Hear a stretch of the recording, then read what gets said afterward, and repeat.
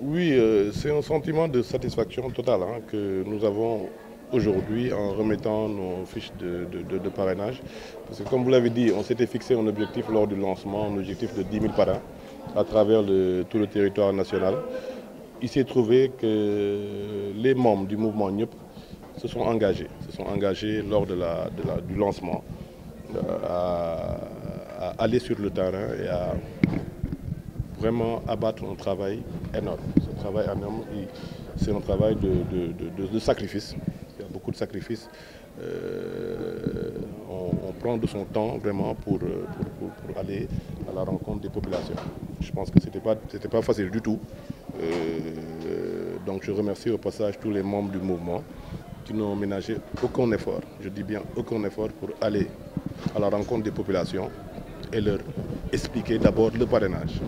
Parce que, comme vous savez, le parrainage, c'est l'étape par laquelle on passe pour faire valider la candidature de notre candidat.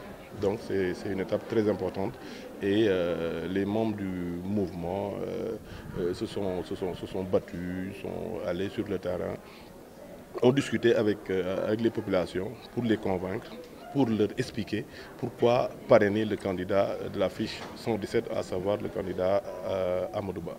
Donc voilà, comme vous l'avez dit, on s'était fixé un objectif de 10 000 parrains.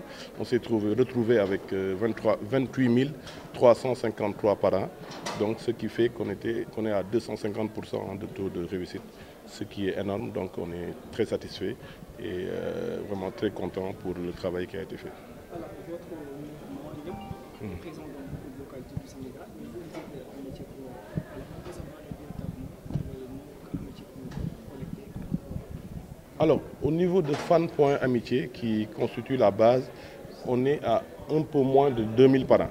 Ça, c'est vrai qu'on doit l'annoncer.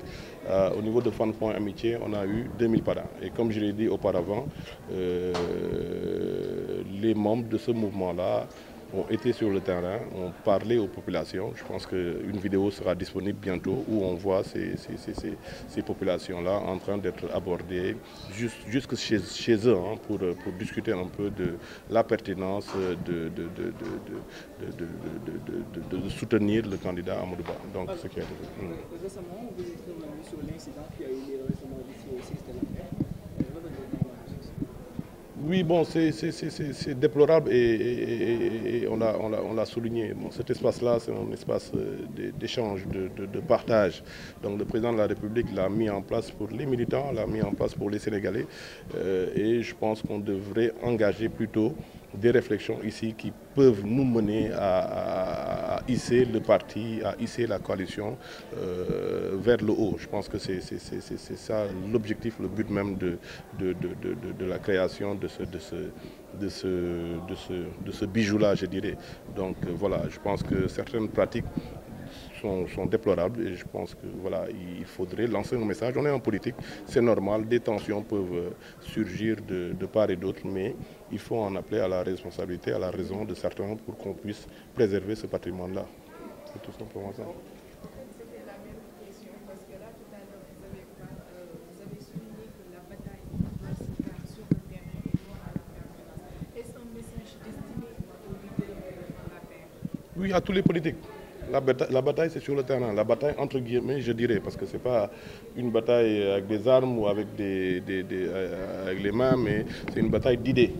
Là, je pense que nous, au niveau de la coalition, on a assez d'éléments, assez d'arguments pour montrer aux populations que le candidat valable pour le 25 février, c'est Amadou Ba. Donc je ne pense pas qu'il y ait lieu aujourd'hui de créer des disputes ou des bagarres. L'heure n'est pas à ça. Le terrain en ce moment qu'on doit investir, c'est les rues de Dakar, c'est les rues du Sénégal. Je pense que c'est le mot d'ordre. Après l'unité, c'est vraiment investir le terrain, parler aux populations. On a assez d'arguments, on n'a vraiment pas d'alibi. On ne doit pas rester chez nous, on ne doit pas s'attarder sur les détails. Ce qu'on doit faire, c'est vraiment focus sur l'essentiel. L'essentiel, c'est de parler aux populations. L'essentiel, c'est d'aller vers les populations, leur parler, leur montrer un peu tout ce qui a été fait jusque-là pour eux. Je pense que c'est ça encore une fois l'essentiel. Mais encore une fois, des situations comme ça, quel que soit le motif, des situations comme ça sont à déplorer. Et comme j'ai dit, on est en politique. Il faut les déplorer, il faut en parler entre gentlemen et c'est ce qu'on a fait.